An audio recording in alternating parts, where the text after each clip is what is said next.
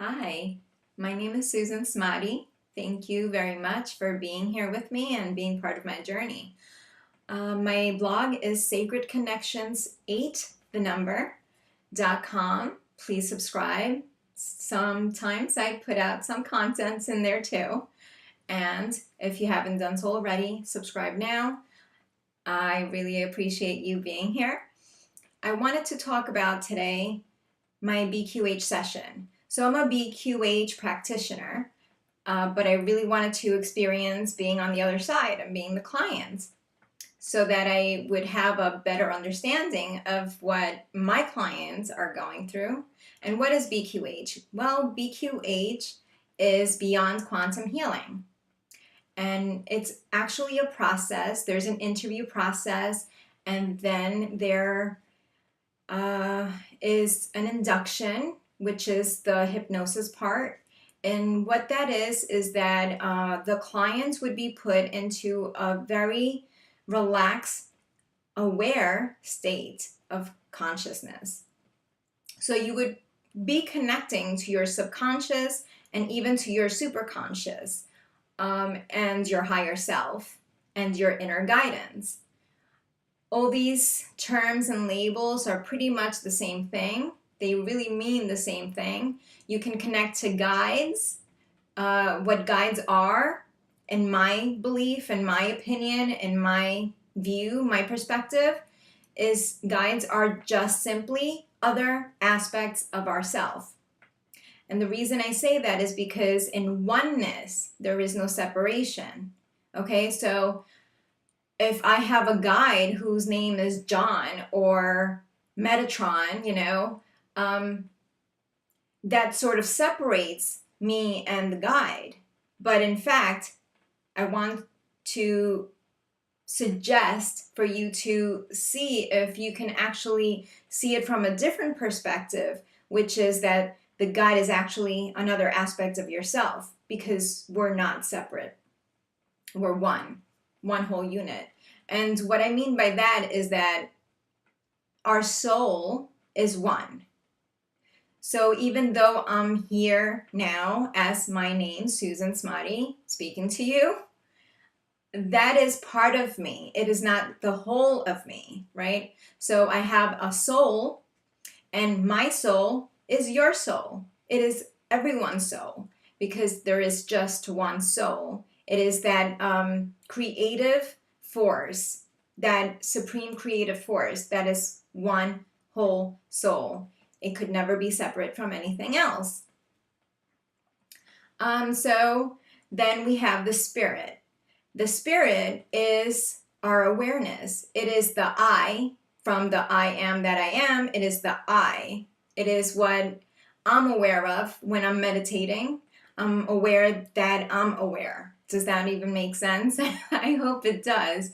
Because when you're meditating, when you're in a quiet stillness within, you're aware that you're doing this. And then you become aware of more things. Your awareness really truly expands. And there is no limit to what the expansion can experience, because it's really truly about the experience and being aware of the experience that you're having. So in a BQH session, you're connecting to your inner guidance and, like I said, all those different aspects that it could take on. So it's a little different from a past life regression, because in this session, you're not asked to go to the past. You're not asked to go to the future. You're just asked to go to a place that is relevant to what you would want to find out at that moment. Because the only moment that's truly important is always in the now. If you think about the past is already gone. So it's really truly not even here. It is not even a reality anymore. And if you think about the future, you're not living in the present, because you're constantly thinking about what's going to happen. And that's really our mental state, right? So there are different parts of our being, of our awareness, right? So we have the spirit, we discussed our awareness. We have the soul, which is one. Then we have the mental body, which allows us to think and rationalize and conceptualize and analyze and do all those mental things. We get impressions. So there's form and shape through mental impressions, which means that you can see a white cloud, and that white cloud could possibly change into a blue balloon. Who knows? And then that blue balloon could change into a car, so it's very wispy. It's very free flowing, the mental aspect. And then we have obviously the physical aspect, which we're experiencing with our bodies and our physical senses, which is sight, hearing. Boy, doing this on the spot is really not my forte, but sight, hearing, taste, smell, and touch. So those are our 5 senses. Okay, so we're experiencing our reality from these multitude of bodies that we have, that we are. So in the BQH session, it really allows us as the client to go into a different state of awareness, a more expanded state of awareness, in order to find keys and codes, if that makes sense, of what it is that you want at that particular moment, for the purposes of healing, and what is healing? Let's talk about what is healing. Healing is not curing, because there's nothing really wrong, right? So instead of curing, healing means more about balance, harmony, and integration. So instead of dis-ease, we become at ease. So it's a more holistic way of understanding our need for balance and harmony. I hope that's clear, because I feel like a lot of people get confused about what healing is actually about and what it isn't about, because in truth, your body is really made in a way that it can sustain itself. Our bodies are intelligent. Our cells within our bodies have intelligence. Our DNA is the code that allows us to form the physical body. And that in itself has intelligence. And that is just so fascinating to me anyway, because it really allows me to really grasp the vastness that we are, even in our physical form, not even counting the other forms that we talked about, but only the physical form. Like, your cells have intelligence. That means that your cells want a balanced and harmonious place to exist. So what happens when we are experiencing sickness or disease is that the cells are actually in a state of revolution, because something is just not right in the system, in the physical system. So that's one aspect. The same aspect can be seen in the mental body. Harmony is all about harmony.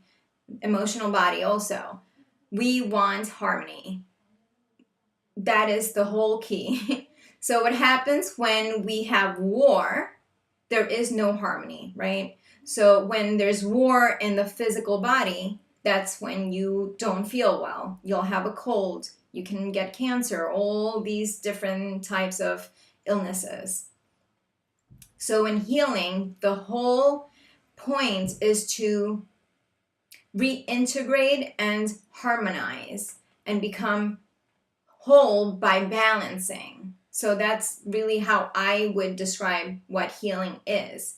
So in Beyond Quantum Healing, this is all sort of like therapeutic in a way, because it's really about you talking to yourself, if that makes sense, because the facilitator acts as a guide and as the person asking the questions that you want to know as the client, right? And you as the client are in this very relaxed state of awareness that you're able to understand and come up with these answers that are already within you.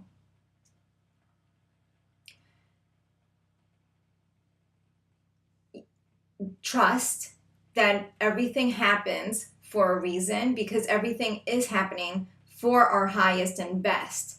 And that was one of the key points that my higher self gave to me at my BQH session, which, you know, it's not a surprise for me because I already knew that. So I wanted to really talk about like key things. So the whole journey, the whole session is usually around an hour and a half to 2 hours, not counting the interview, which is lengthy. The interview could take anywhere between half hour to an hour, because you want to communicate with your facilitator, with the practitioner, to really come up with the intention, and you know, the intention being why you're having a BQH session and what you're trying to get out of the BQH session. So you want to discuss any issues that you may be having and any questions that you would want to have answered. Besides that, we do some alchemy using water, and different alchemical processes throughout the BQH session as need be. So the beauty of the BQH is that it is open to different modalities. And as a practitioner, you can pull from your toolbox all these tools that you feel intuitively that would be best servicing your clients at that particular moment, because you're the guide as the practitioner. So you would be able to pull from your toolbox anything that you would need in order to help facilitate this session and move it along and make it the most holistic it could be, and the most helpful for the client who's there having the session. So, I mean, I'm very excited about BQH because it's really the opportunity for people to really connect to their own higher self, higher guidance. And it's just, you know, I do readings also for people, and this is just, I feel more special than the readings because people can connect to their own guidance. And I think that's really revolutionary. And you can connect to your own guidance also by meditating and connecting to nature, spending time meditating on the things that you would want to achieve.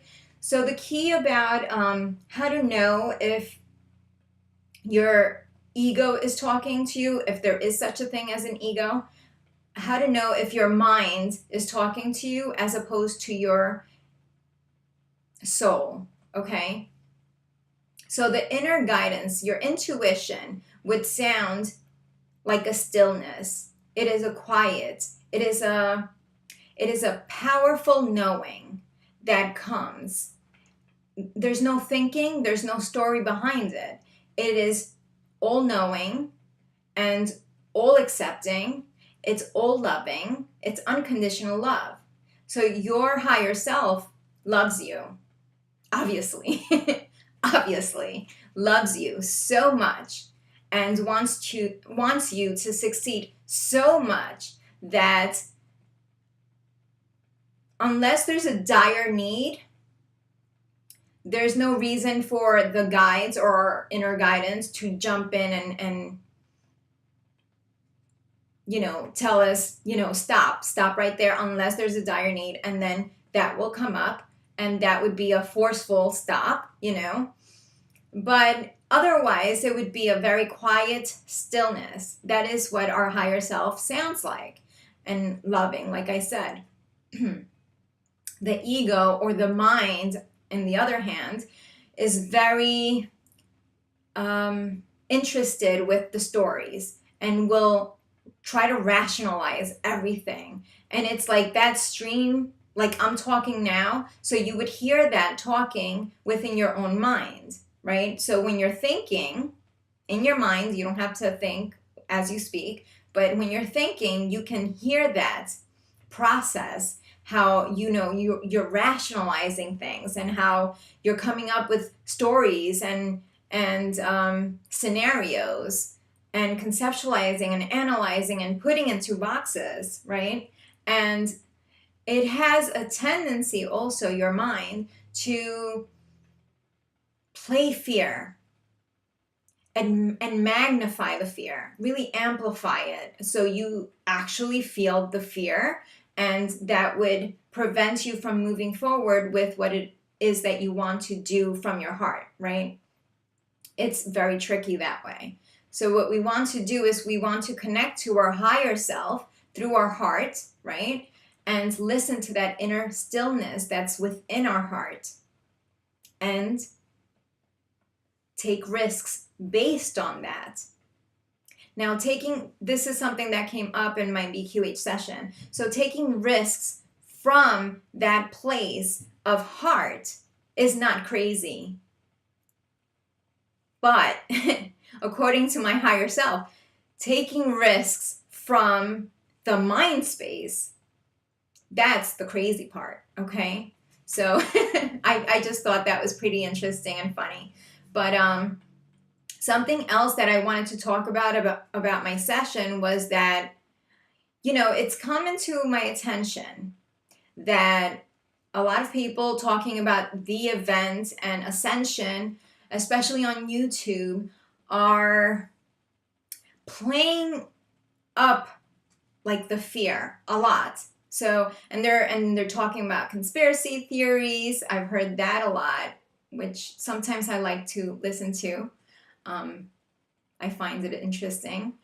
But also, it's starting to feel like sort of cultish, okay? So that's why I really wanted to talk about that portion of it, because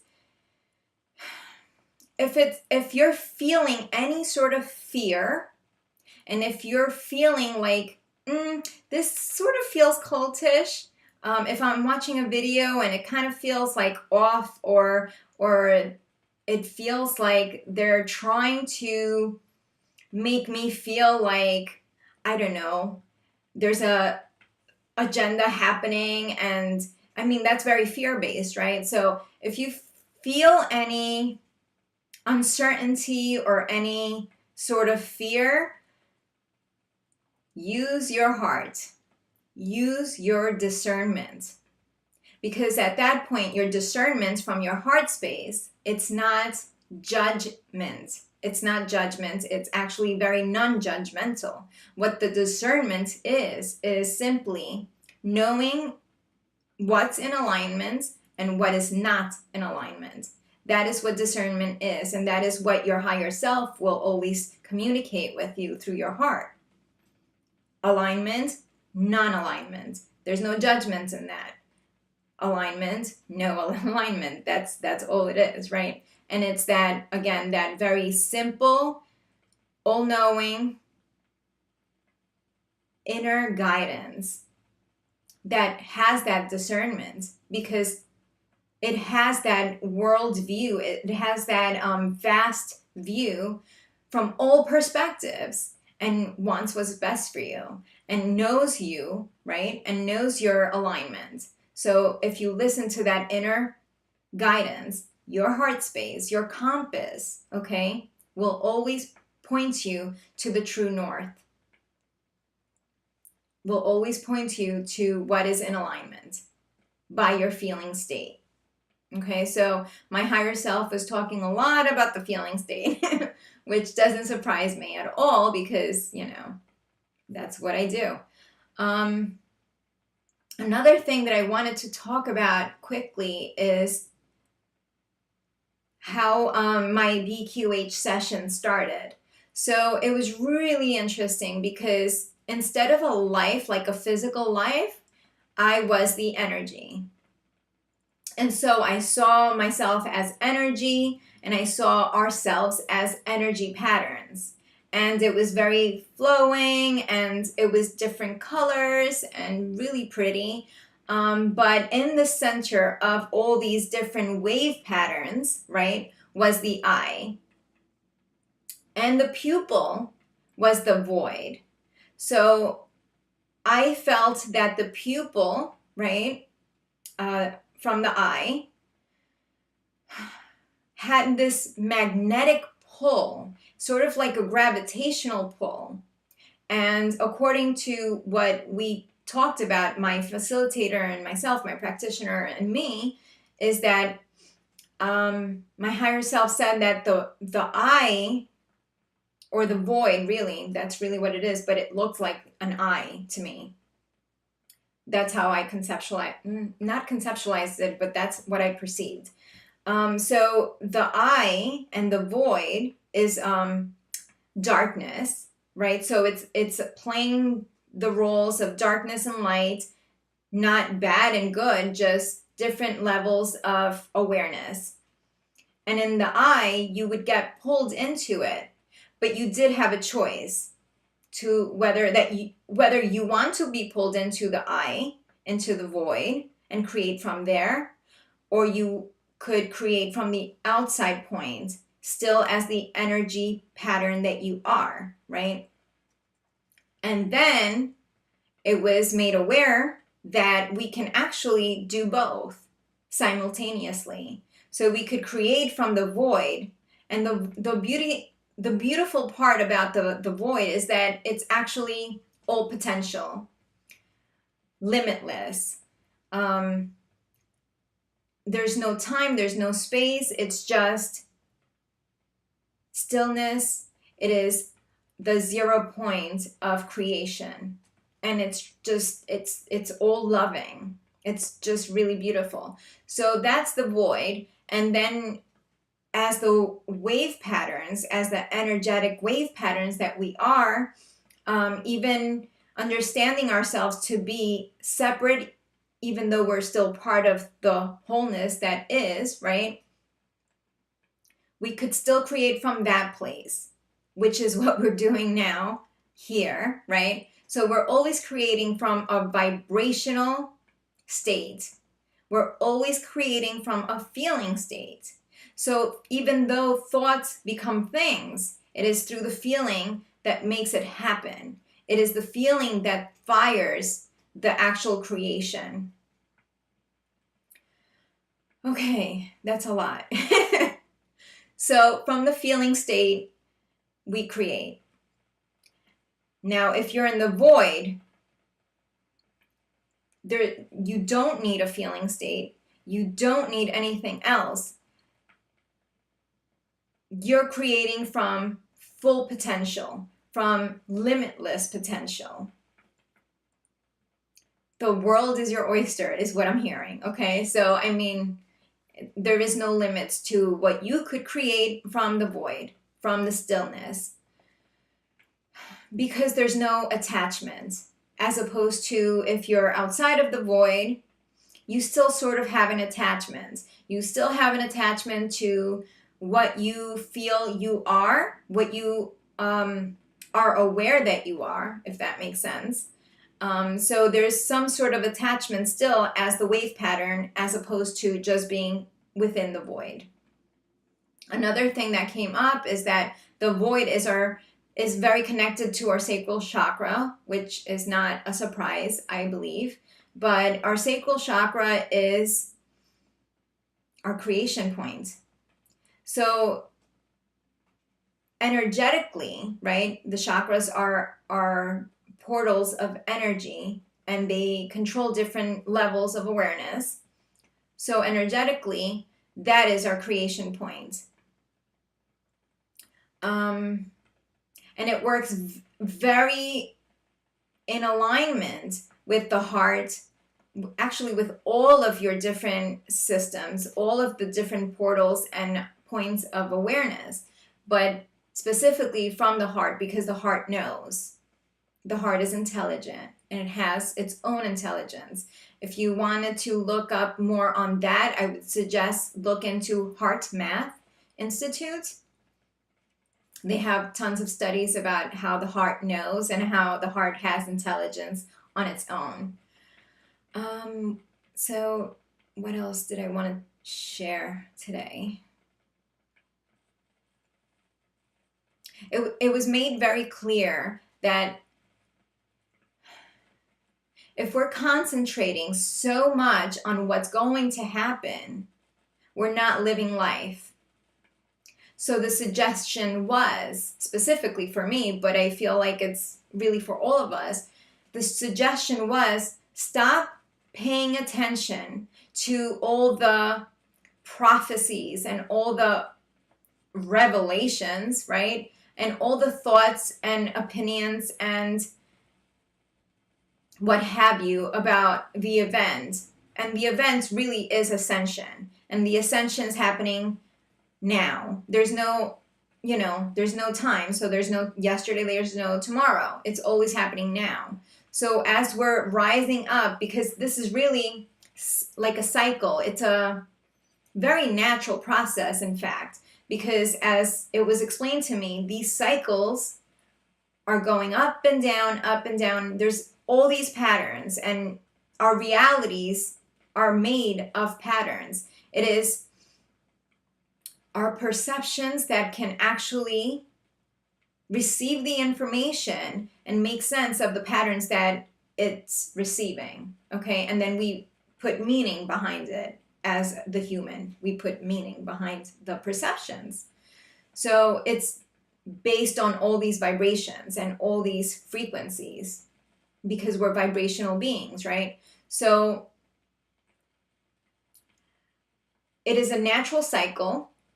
We have gone through this before, if there's time, right? If there's time, we have gone through this before, and we will go through it again. But at this point, it is happening now. So stop concentrating and focusing so much on what's going to happen, what's going to transpire, because that in itself is preventing us from living life to the fullest. And that is why we're here. That's why we came. To live life, to enjoy life, to enjoy a cup of coffee if that's what you choose, to enjoy the sun, to enjoy the moon, to enjoy your children, to enjoy your families and friends. We're not here to try to figure out what's going to happen tomorrow, because the tomorrow is not real. The only reality is always in the now. That's the only thing that matters. So I wanted to leave you with that. Thank you so much for watching and for joining me in my journey. Oh, my love. Bye.